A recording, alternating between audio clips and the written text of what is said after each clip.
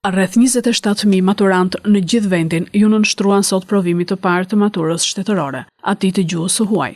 597 maturantë të bashkisë Lushnjë nisën provimin në orën 10 në 4 shkolla që plotësojnë kushtet infrastrukturore të përcaktuara në rregulloren e maturës shtetërore. Në shkolla 18 Tetori, Skënderli Bohova, 4 dëshmorët dhe Vath Korreshi. Provimi zgjati 2 orë 30 minuta. Risia e maturës shtetërore 2025 ishin testet e personalizuara për maturantët që janë me aftësi speciale. Në qendrat e provimit ishin të pranishëm dhe forcat policore, por edhe pse masat e sigurisë nuk munguan, u përsërit skenari viteve të mëparshëm. Teza përsëri është fotografuar dhe është shpërndar gjerësisht në rrjetet sociale.